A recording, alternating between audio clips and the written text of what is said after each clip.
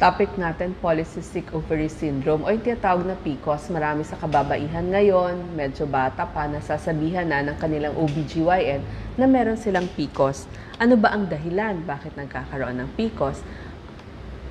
Mas mataas yung insulin nila. So pag tumataas yung insulin, mas tumataas din yung androgen, mas gumagawa ng androgen. Kaya yung mga sintomas ng mga sasabihin natin ay may kaugnayan dun sa insulin at saka dun sa androgen na mamana, heredity. So, tignan nyo yung mga kapatid ninyo. Baka meron din silang PCOS. Tapos, napansin nila dun sa buong katawan, may tinatawag na pamamaga sa buong katawan. Pero low grade lang naman. Mamaya, papaliwanag din natin yan. At ito na nga, lahat ng sintomas may kaugnayan sa androgen hormone. Ito yung panlalaking hormone. Tignan nyo ang mga sintomas. So, mataas ang androgen, mataas ang insulin. Ano ang mapapansin nyo? Irregular yung period. So, matagal yung pagitan ng period. Tapos, matagal din pag nagkakaregla. So, medyo dumadami yung blood na nawawala. Dahil nga mataas ang androgen, nagkakaroon sila ng malalaking mga pimples or acne. Parang lalaki, nagkakaroon ng parang bigote dito sa upper lip. Tapos, mas maraming buhok sa kamay, tsaka dun sa lower legs. Tapos ito, mas tinutubuan ng skin tag. So, ipa-dermatologist nyo lang to, kinocautery lang yan para matanggal. Ano pa yung ibang signs na may PCOS? Kapag binlad test, mataas yung hormones ng kalalakihan, androgen levels, pati blood sugar levels. Diba? Sabi ko kanina, tumataas ang insulin, so yung FBS, tsaka hemoglobin A1C, mataas din. At kapag pumunta sa inyong OBGYN, ipe-pelvic exam kayo, tapos ipapa-ultrasound na rin kayo at makikita dun sa ovaryo ay maraming mga cyst. So, parang may fluid dun sa loob, parang mga bulsa-bulsa yon, sac. So, kaya siya tinawag na polycystic ovary syndrome. At pag winay kayo, may katabaan. Kaya nga yung BMI talagang mas mataas. Ito yung mga anual. Tapos, dahil androgen hormones, pag mataas ang androgen hormones, numinipis yung buhok. Yung tiyan nyo parang laging makabag, malaki, may hangin, nai-stress. Pwedeng malungkot kasi nga tumataba, mapagurin, masakit ang puson, at mabilis tumaas yung timbang. Bleeding kapag may menstruation, malakas din. Tumataas ang blood pressure, nasabi ko nga mataas ang blood pressure, mataas yung sugar, mataas ang cholesterol. Nawawala ng gana sa sex, kasama na rin yon.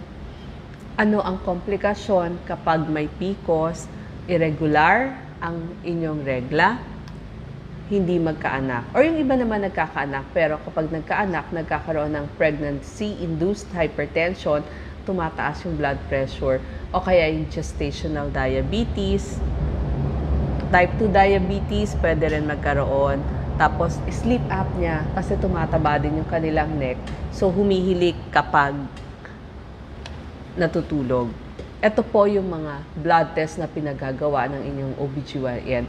Mostly mga hormones na panlalaki, kasi yun nga yung binabantayan. Pero kasama na rin yung test para sa sugar, FBS, hemoglobin A1C, vitamin D test, tapos lipid profile. So kasama doon makikita na tumaas yung cholesterol. Kasama din yung mga thyroid test, tsaka prolactin test, kasi baka hypothyroid din. Ito po yung mga example. So marami-rami pong blood test na gagawin sa inyo. Isusulat naman iyon ng inyong OBGYN. Ano ang gamutan? Siyempre ang tanong nyo, anong gagawin sa bawat sintomas? Ito by symptoms. So pag tumataba, sasabihin, yung mga pagkain na low calorie, pero nakabubusog, tsaka yung bagay dun sa mga tumataas ang sugar. So ito yung tinatawag ng mga low glycemic index na mga pagkain. Kapag marami ng hair, pwede naman tayong magpa-laser, magpa-wax, bleaching, yung mga ganon. Pag maraming pimples, punta tayo sa ating dermatologist, may ilalagay ng mga topical creams o yung mga pinapahid. Yung mga may insulin resistance, bibigyan ng metformin. Kasi nga tumataas yung kanilang insulin. Tapos, change diet, exercise. Doon naman sa hindi magkaanak, bibigyan sila ng combination pills, estrogen plus progestin, or minsan naman progestin lang, So, bahala po yung inyong OBGYN. In a way, nakakatulong din dun sa inyong acne. Pero may mga iba pa, katulad ng clomiphene, binibigay din yan. Clomiphene, tapos letrozole, tsaka mga hormones. Pero, ang mainstay, yung lifestyle. Yung tamang kakainin at tsaka yung pag-ehersisyo. Ito lang po yung example ng mga low glycemic index na pagkain. So, tubig, lagi pa rin yan. 8 hanggang 12 basong tubig sa maghapon. Mas marami yung gulay kasi ito yung low glycemic index ng mga pagkain. Prutas, konti lang. Meron pa rin protina, isda, itlog, tapos yung inyong mga karne. Sa fats, piliin natin yung mas healthy fats, avocado, mani. Konti lang po yung mga starchy na vegetable kasi ayaw nga nating tumaas yung ating glycemic index. So, less yun. Pero yung mga herbs pang palasa, pwedeng marami yun.